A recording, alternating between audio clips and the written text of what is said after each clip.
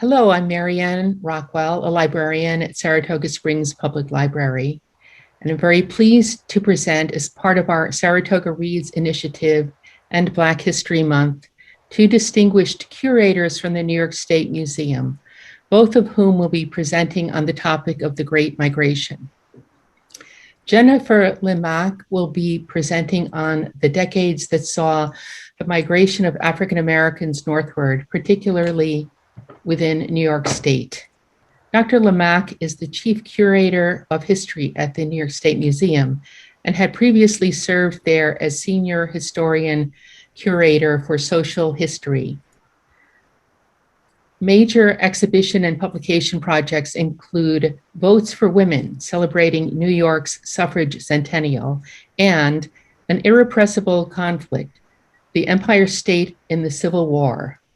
Dr. Limack is the author of Southern Life, Northern City, The History of Albany's Rap Road, as well as author of several articles on the Great Migration to New York State. Karen E. Quinn will be presenting on Jacob Lawrence's paintings, the Migration series. Ms. Quinn is senior historian and curator of art and culture at the New York State Museum, where she is building the collection of art across a wide swath of disciplines related to New York State, and where she is working with colleagues to develop interdisciplinary exhibitions and public programs. These include Art of the Erie Canal, the historic Woodstock Art Colony, Arthur A. Anderson Collection, and most recently, Tonalism, Pathway from the Hudson River School to Modernism. Previously, she was Kristen and Roger Servison Curator of Paintings, Art of the Americas at the Museum of Fine Arts, Boston, where she lent her scholarship and helped develop the museum's Art of the Americas wing. Thank you both for being here today. Thank you. Thank you. And Jennifer, you're going to present first. Yep.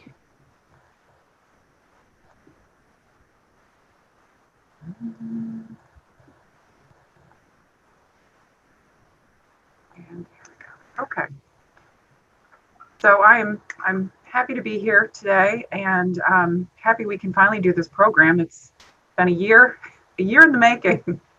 So Karen's going to talk about Jacob Lawrence and his migration series.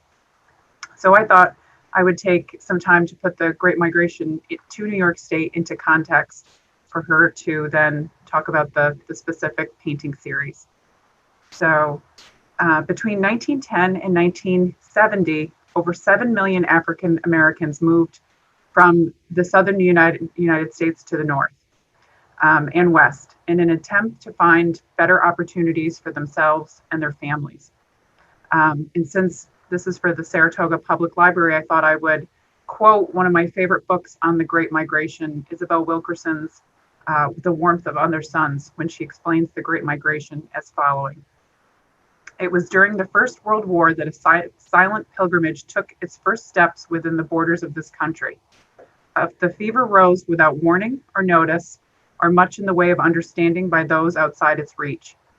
It would not end until the 1970s and would set in motion changes in the North and South that no one, not even the people doing the leaving, could have imagined at the start of it or dreamed it would take nearly a lifetime to play out. Historians would come to call it the Great Migration. It would become perhaps the biggest underreported story of the 20th century. It was vast, it was leaderless, it crept along so many thousands of currents over so long a stretch of time as to be difficult for the press to truly capture it while it was underway. So out of the 7 million African Americans who left the South, 1.5 million of these folks moved to New York State.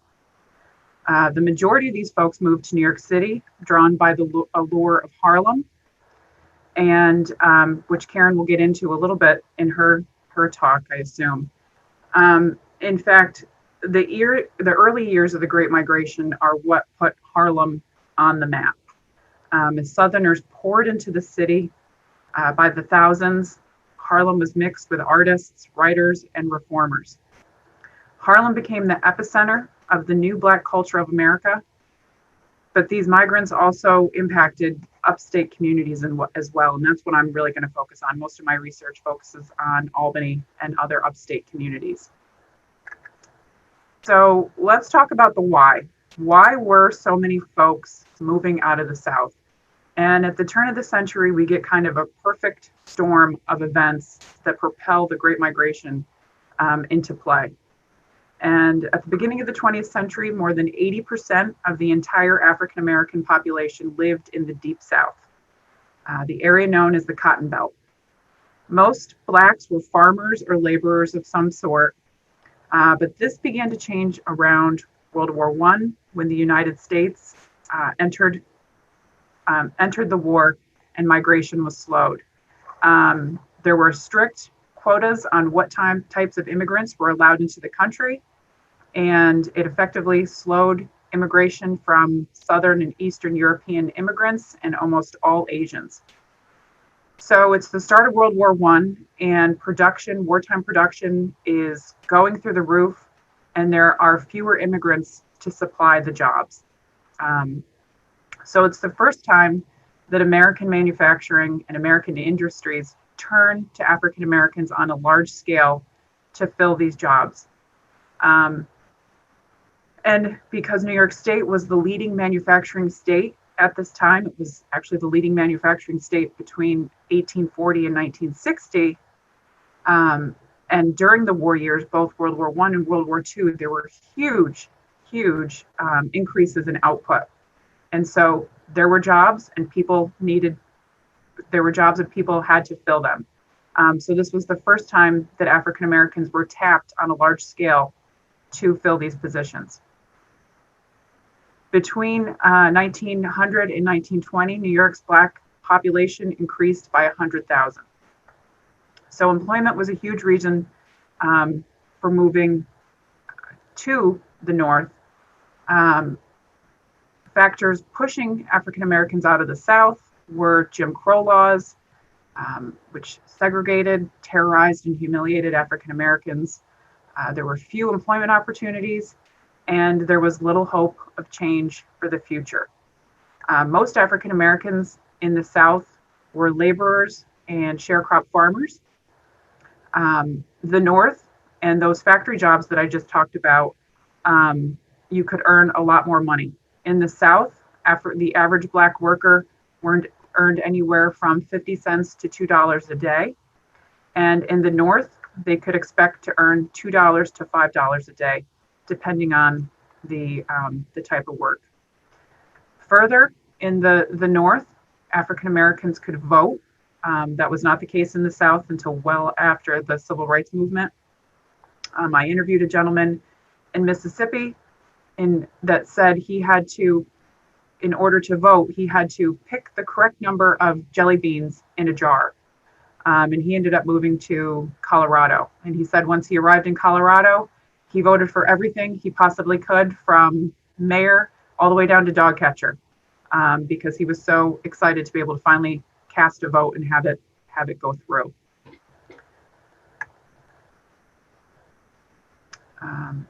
Also, there were better educational opportunities for children in the North. And once folks started moving, they would write letters home, or they would call and tell their loved ones and family members how much better it was in the North. And because of that, we see a lot of the communities have specific geographical locations, so which I'll get into in a minute. But there was a chain migration that would start. And once somebody moved to a destination in the North, sure enough, within a matter of years, folks would start migrating as well and following suit. So let's see. So I thought, I just talked about the population increases in New York City. And what you start to see in the major newspapers across New York State, Buffalo, Rochester, Syracuse, Albany, and New York City, is that as soon as the migrants start arriving, you start to see newspaper articles about the Negro influx or the non-white population increasing. And the white communities did not think this, they were not thrilled with this. They didn't think it was a good thing. So we start to see we see more racism in the South as the African Americans slowly move in. Majority of the folks to New York State come from directly south of us.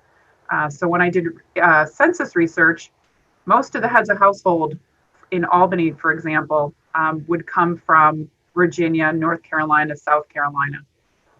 Same with Buffalo, Rochester. And that's because that's the way the railroad lines would run directly north and south.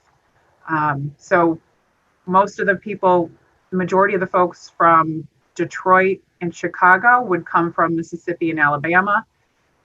Isabella Wilkerson talks about that in her book, The Folks from Chicago. There were tons of people there from Mississippi.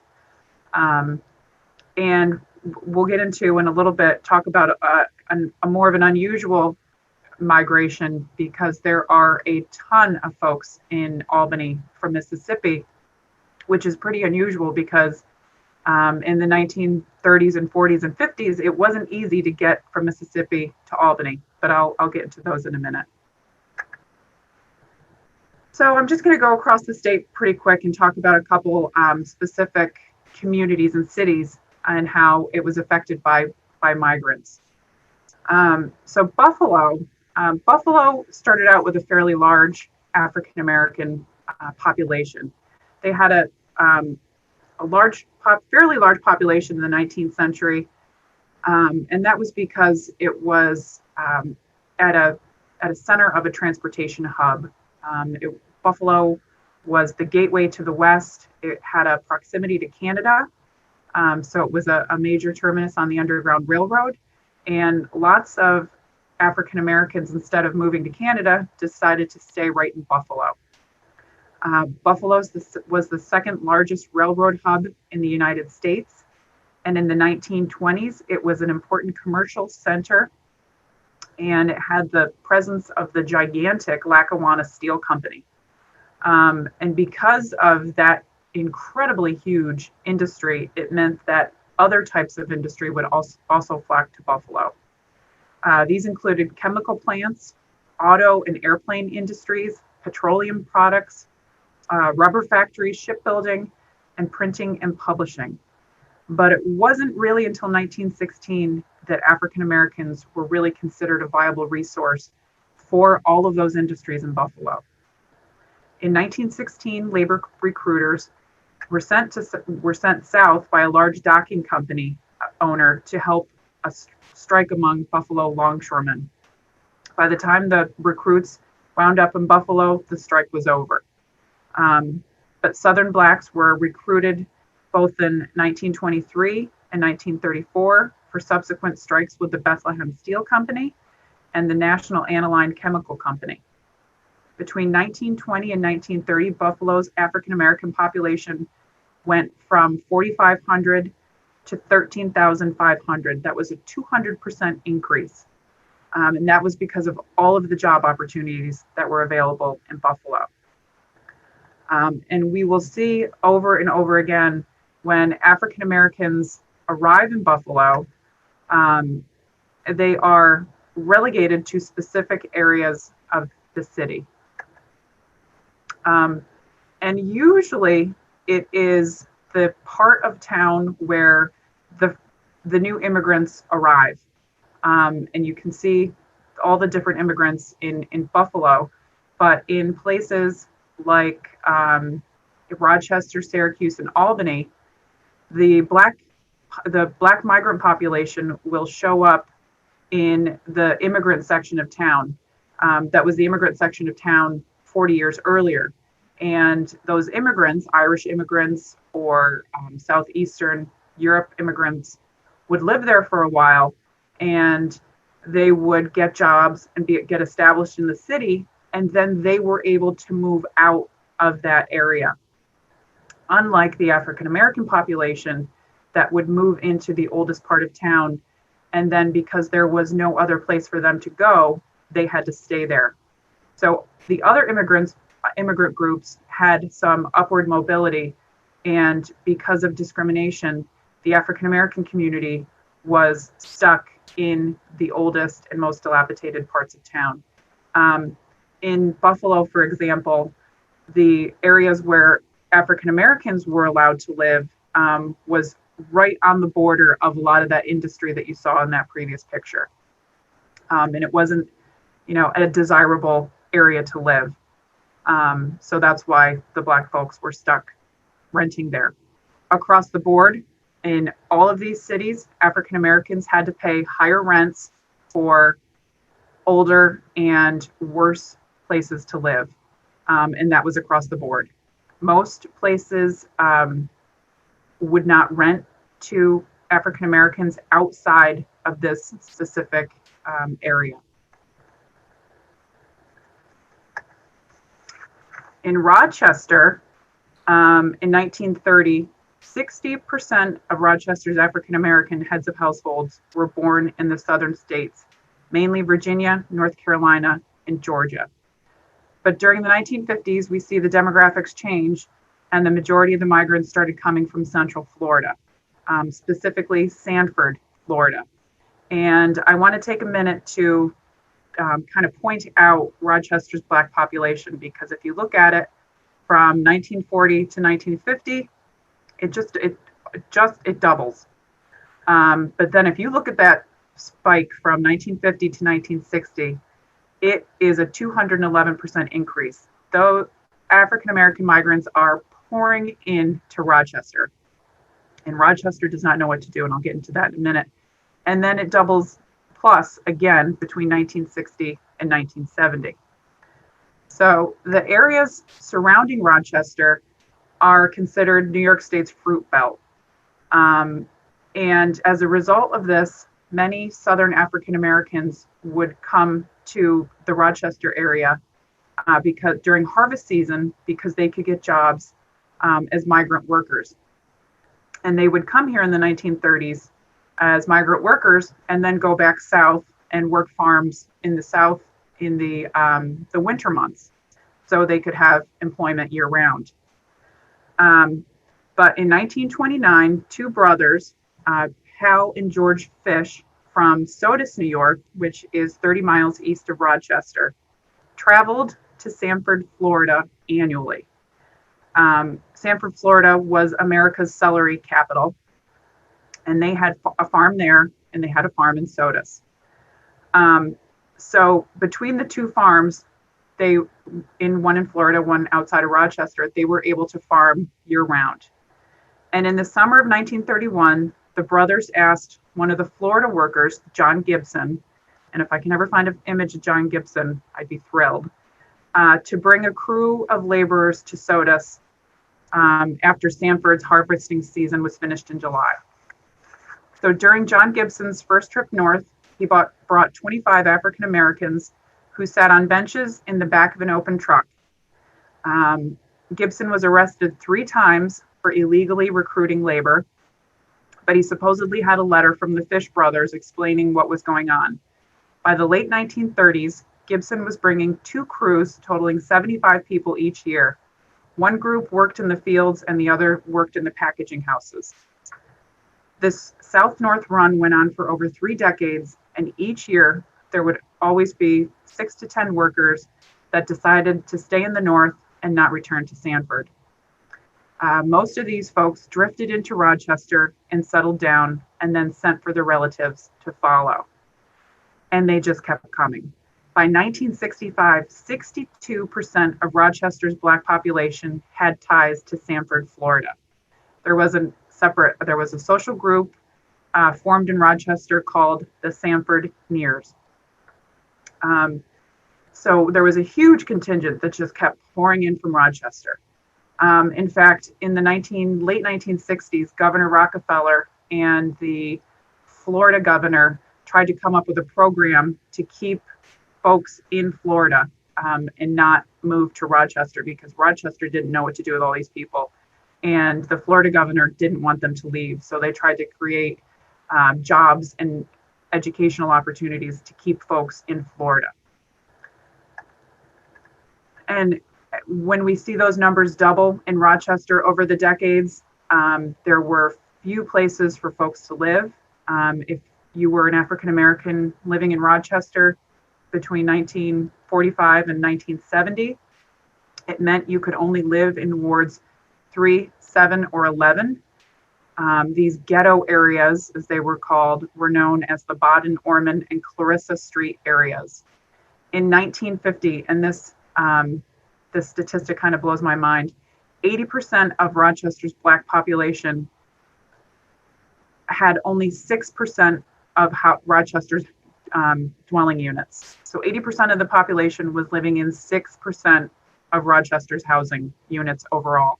So there was horrible overcrowding in these wards. And folks just kept coming to Rochester because Rochester had a reputation for high-paying manufacturing jobs. Rochester had an incredibly low unemployment rate. There were companies like Kodak, Xerox, Bausch and Lomb that were making tons of profits in the 20th century, and they were putting out feelers saying, you know, we have these giant manufacturing companies here, come to Rochester and get a job and get a well-paying job. The problem with this is that the jobs available from those companies were specific technical skills that most African Americans did not have when they arrived from the South. And this, coupled with discrimination on the part of the employers, left many African Americans outside of these well-paying, highly skilled companies. Yet the migrants kept coming. They just kept pouring into Rochester.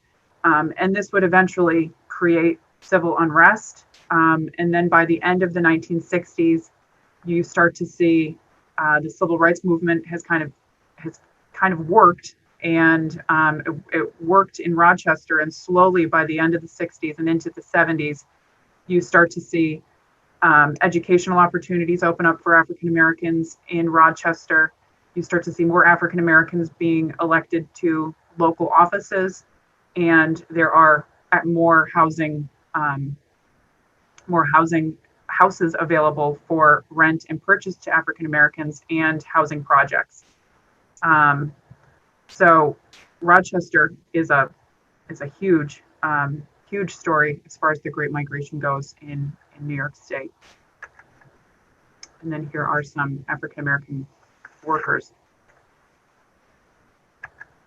And then Albany, kind of locally. And the numbers aren't as big as Rochester and Buffalo, but we do see it double a few times, specifically between 1940 and 1950. But the big year, again, is 1950 to 1960.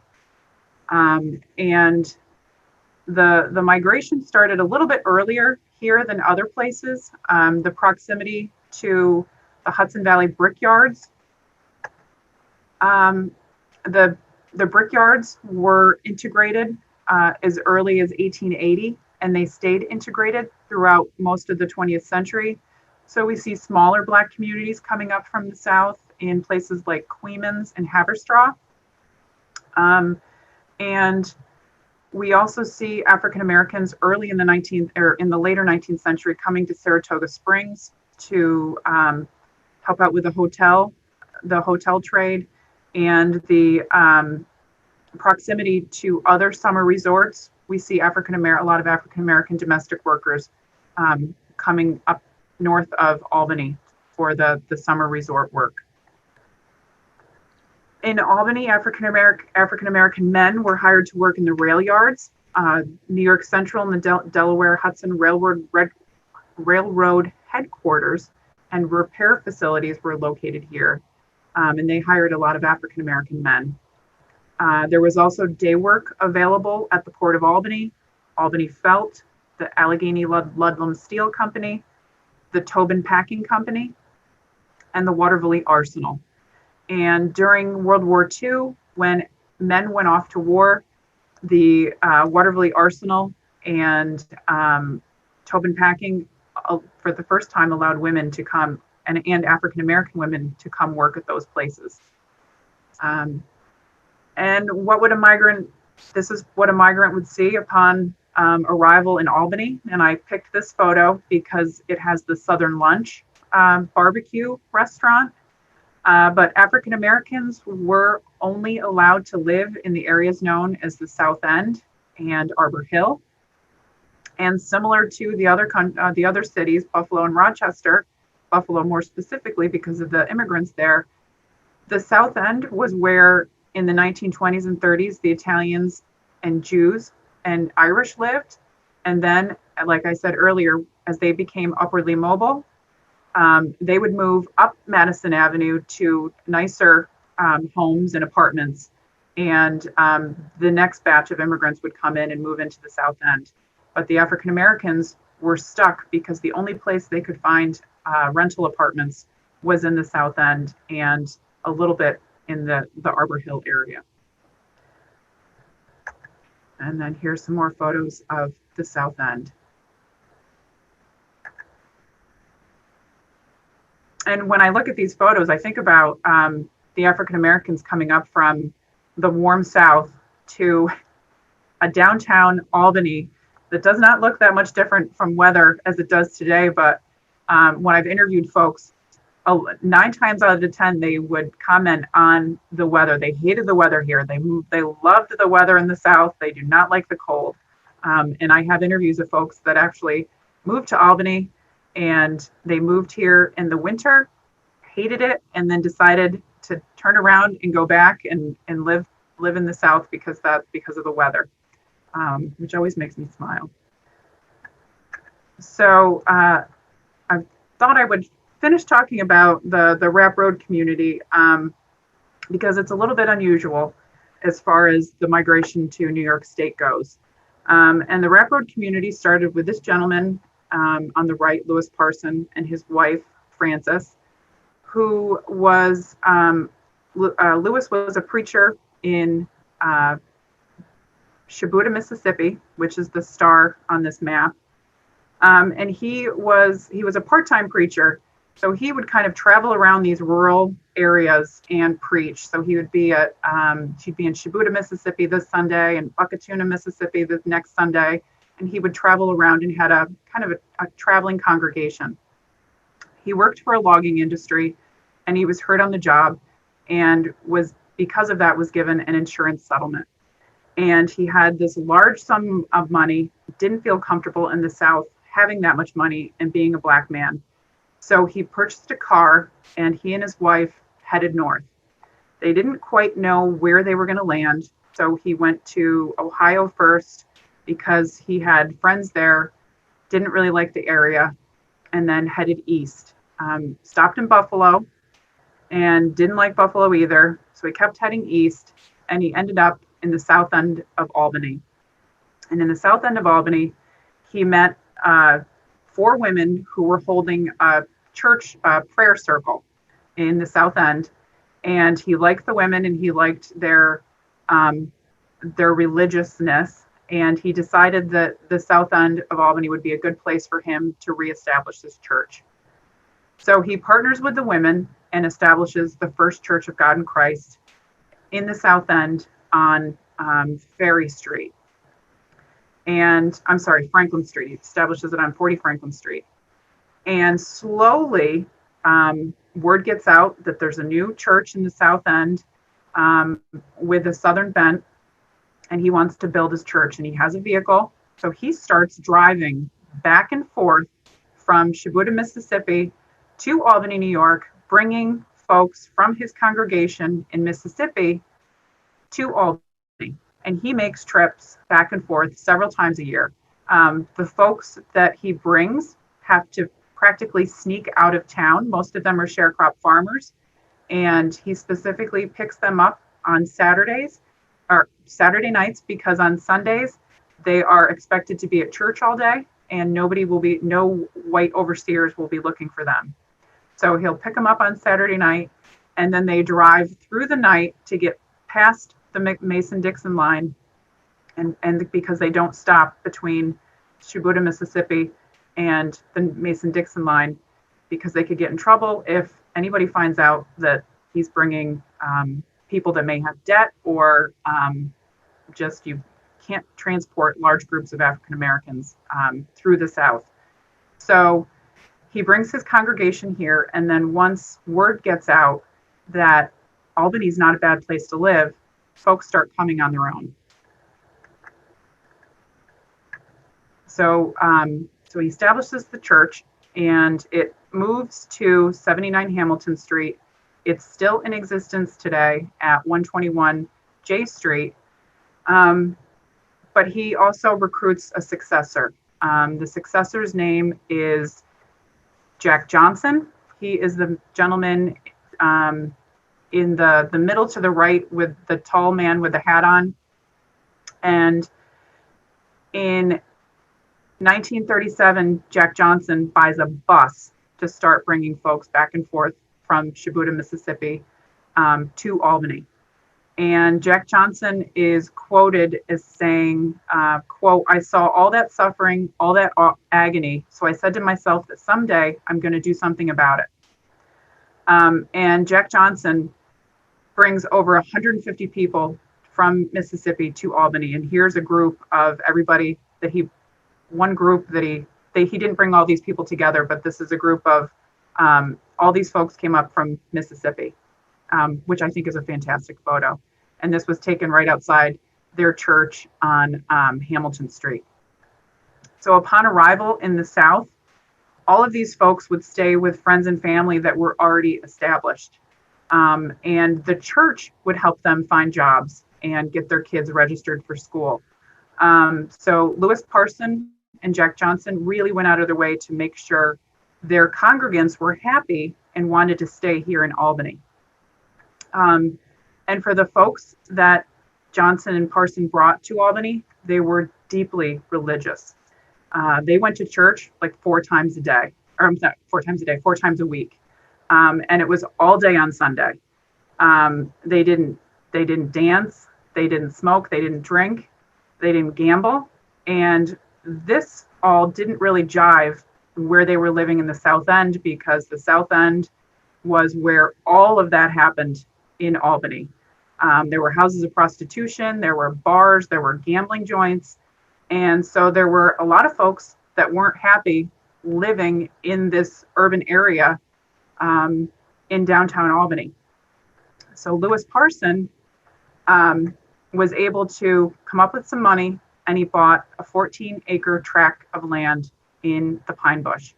Pine Bush looked like this at the time. It was rural, it was wooded, and it was part of the city of Albany, but it was on the outskirts. And so he bought 14-acre tract. He bought 14 acres. He and a fellow church member, and it becomes the Rap Road community. And I put this picture in just because, so you can kind of see where Rap Road is. It is to the left of Crossroads or Crossgates Mall. And right now you can kind of see all the development that's come up around it. And then they sold tracts of land to only church members. And what's interesting is that the original 23 church families purchased tracts and built their own houses. A lot of them would stay downtown in the South End while they were building their homes, and then would move into their homes when they were half finished. And they were out in the Pine Bush. Nobody bothered them, and they were able to kind of recreate their southern community in Albany, out in the woods, in the middle of nowhere. So here are some early images of Rap Road. These are from the 1950s. And right now that tree line is where Walmart is on Washington Avenue Extension. They had big farms out there. They grew everything they needed. They built their houses in the same architectural style that they had in the South. These were all built by hand. Folks would build them with the materials they had. This little house, or this little building on the upper left, was a smokehouse that they made. for roasting pig when they had a family reunion every year. These are Alfred and Leola Woodard. They came in the 1940s. They didn't wait for Lewis Parson to bring them. They both had family already living here in Albany. So they got on a Greyhound bus and they showed up in Albany on their own. And this is them building their home, which is still on Rep Road, and their descendants are still living at this home. This is the Franklin family, and I put their picture in because Leola Woodard told Mrs. Franklin that Albany is great, and this was when they were still in the South End, that Albany was great. There's a Salvation Army right down the road from us. You got to come up here. And they came. They ultimately ended up moving to Rep Road as well. And then these are images of the farm and fields on Rep Road that they were able to, they hunted. They were pretty much self-sufficient out in the pine bush. And then in 2003, the Rep Road community received its historic designation. And out of all the work I've done across the state with great migration communities, the Rep Road community is special because it's rare that African Americans were able to purchase land and purchase and build houses. And it's rare that they could live a rural lifestyle in a northern city. So it's very special. And at that point, I'm going to turn it over to Karen, who's going to tell us about Jacob Lawrence. So I'm going to stop sharing. See if I can do this.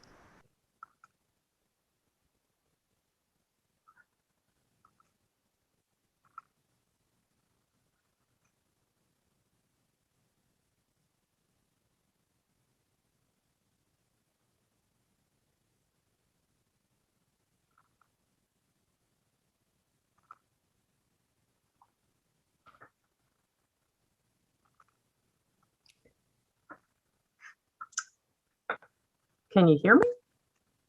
Yes. Yes. Okay, great. Jacob Lawrence actually brings us back to New York City and to Harlem, although he was born in Atlantic City.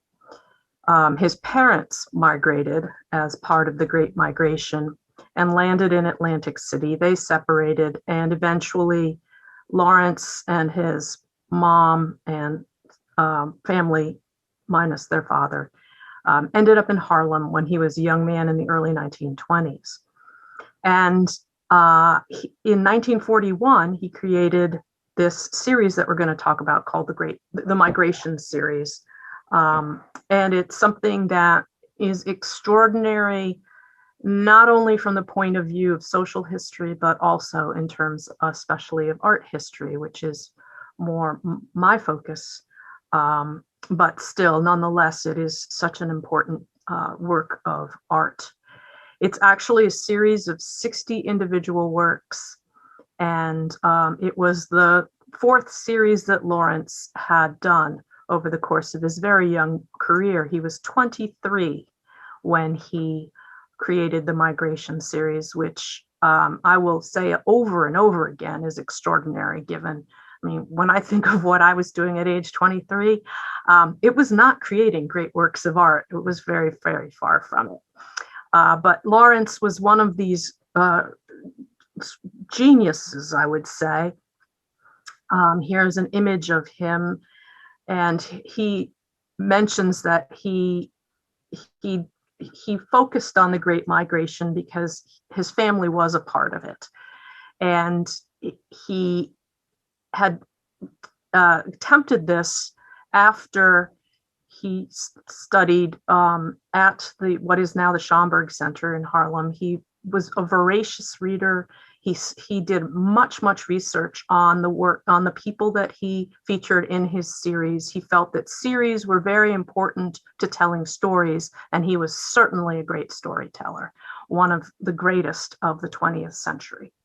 And he the earlier series is included that of the life of Harriet Tubman. He also did Frederick Douglass. He also, his first was Toussaint Louverture. So he continued this throughout his career. The 60 panels are not big. They're 18 by 12 or 12 by 18. Some are oriented vertically and some are oriented horizontally. They are numbered, and very soon after they were completed and exhibited, they were purchased jointly by the Museum of Modern Art and its great founder, Albert Barr, and Duncan Phillips, one of the great modernist patrons whose Phillips collection is public in Washington, D.C. And he was a collector, Phillips was a collector of 20th century modernism, but also he included earlier work in his collection, Impressionism, Renoir, and people of that nature. In terms of the division was made odd and even, which is quite interesting.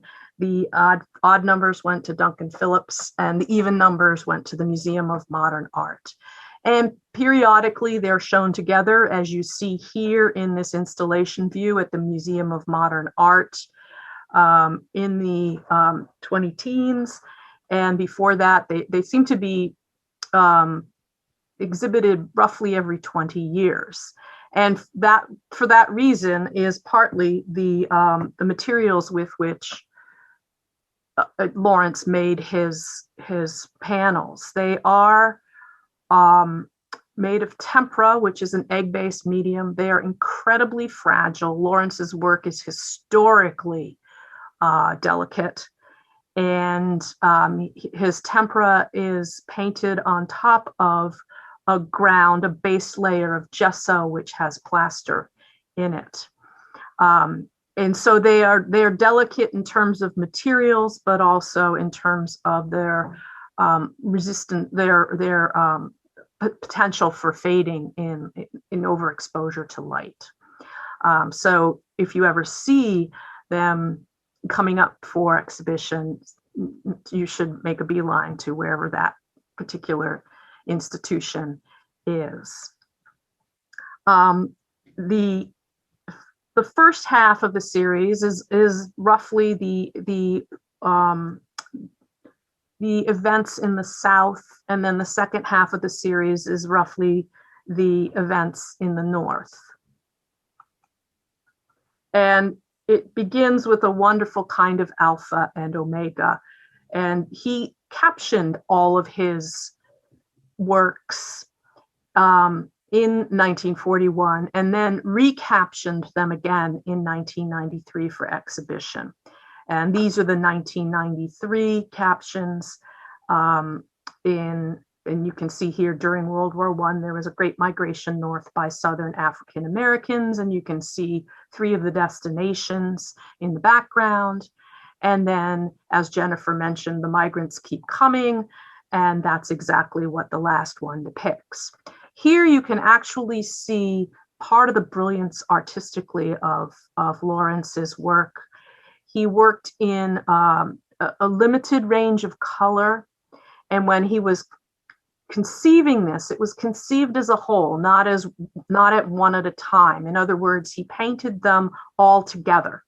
And he did this specifically so that the colors would be the same level of vibrance throughout the series, which was important to him. And you can see how he would paint, for instance, all the dark greens together. He would paint the yellows together. He would paint the sort of orangey reds together, so that they would basically sing off the page. And he's very much influenced in terms of his art by what he saw around Harlem. He was trained by Harlem artists, Charles Alston, and he also studied at Augusta Savage's her School of Art in Harlem.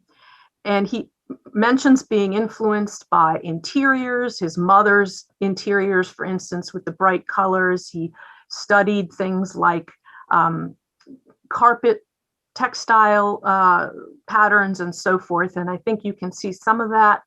His very flat approach, and sometimes abstract, as we will see, is also very cognizant of what is going on around him in terms of the movements in the early 20th century in terms of art. And he does draw upon Cubism, and which ultimately was the brainchild of Picasso and Braque, but he also adds very much his own stamp. There is really no one like Lawrence in the 20th century. This is just to give you an overview of the first groupings, and you can see how some of them are more abstract than others, how some are easily readable, but the captions are necessary in order to really magnify the issues that are going on. Some of them are very hard to look at, with lynchings being represented and so forth. Some of them are less hard to look at, but there's nothing that isn't, there's nothing glossed over here. And that's a very important thing to remember with somebody who is sharing this experience. This is the next grouping. And you can see here again, the range with handcuffs, with solitary interiors, with patterns, with colors, and how the whole series is unified by color. And that is a very important expressive part of Lawrence's work. And here you can see again, as we're heading towards the north, the experiences that happen as migrants head towards the north. And I would absolutely recommend that you take a look at the series as a whole. It's available on both the Museum of Modern Art's website as well as that of the Phillips Collection, with great in-depth material featuring the background. There's interviews with Jacob Lawrence. There's also a fair amount of explication in terms of the individuals based on the most recent exhibitions. And here I just wanted to show how he uses both a realistic approach that's easily graspable, but also how he plays with abstraction in his work. And this is just an example with the migrants found improved housing when they arrived north, with this sort of jazzy building with lights and light and dark colors. And then the much more sober industries boarded their workers in unhealthy quarters. Labor camps were numerous, with this feeling of oppression and the tiny, tiny light, if you will, at the top of the stairs.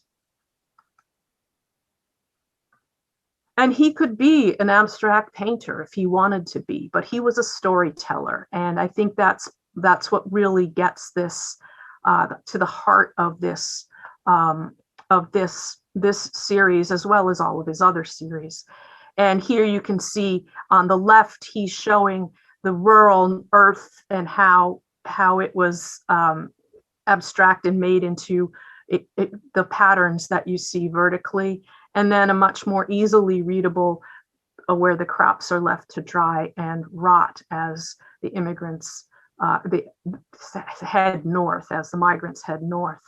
And this is very much in the vein of what's going on with many of the artists who are flirting with abstraction in the early 20th century, artists like Georgia O'Keeffe and Arthur Dove, for example.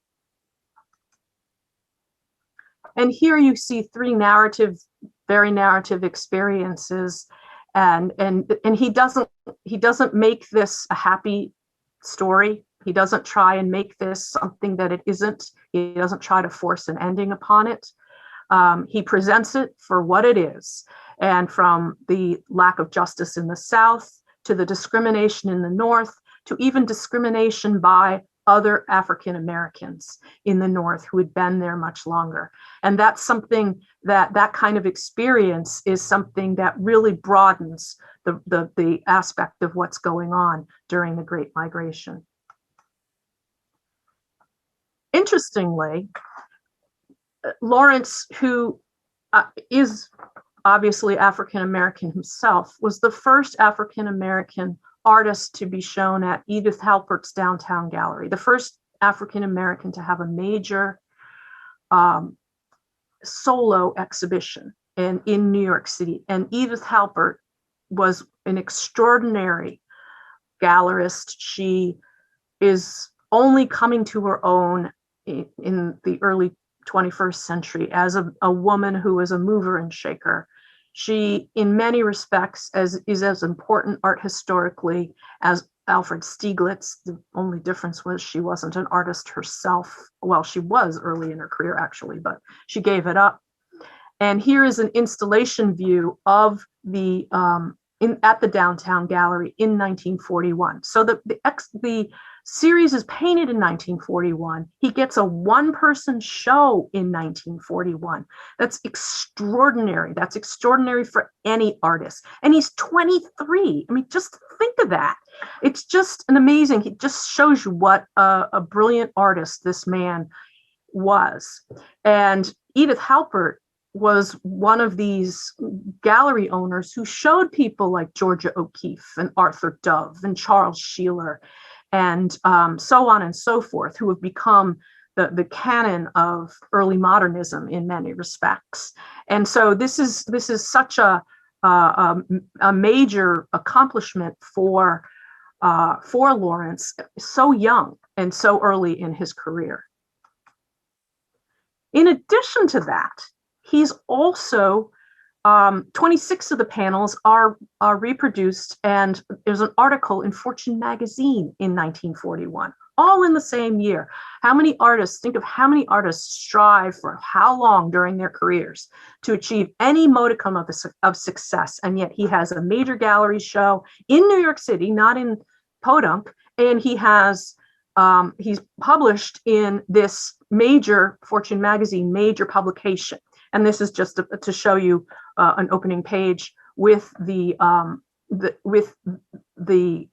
text and the illustrations, which is something to really, really think about how important this is. And it's important not only for the 1940s, given everything that's going on in 1941. It's a very, very busy, if you will, year in American culture and history, on the verge of war, Second War, and it's also so important in the context of art history as well. So this is so many accomplishments at so many different levels for an artist who would continue to create such amazing works throughout his career, not only series, but individual works drawing upon the African American experience and how he could portray the African American experience. As a coda, just to end with something that shows you that Lawrence remains very much an important artist. There is a traveling exhibition right now of his work and his series from the 1950s called Struggle from the History of the American People, 1775 to 1817. And this was on view. It started at the Peabody Essex Museum in Salem, Massachusetts, and then went to the Metropolitan Museum of Art. And there's a wonderful story. It has gaps in the series because this series, unfortunately, was broken up. And so individual institutions and private collectors have owned parts of this series. And he planned 30, he planned 60, like the migration series. He planned 60 images and really focusing on the African American contribution to American history and how timely that really is, and only completed 30. And when the exhibition was displayed, they didn't have all 30 panels. So what they did was they left blank spaces where the panels were missing. And apparently at the Metropolitan Museum, one viewer came in and saw the exhibition and thought, those look familiar. And this couple had seen at a friend's house one of the missing panels. And that's the panel at the bottom of your screen, which is panel 16 of Shea's Rebellion. And it's an extraordinary story of finding lost, not really lost, but works of art that had been taken out of their original context and then put back in. And it keeps it very current, and it keeps Lawrence very much interesting as an artist and who collected him. The people who had bought this work of art had gotten it at a charity auction. So it's a really wonderful kind of story that amplifies the story of Lawrence himself, and of course as a kind of coda to the Great Migration. Thank you.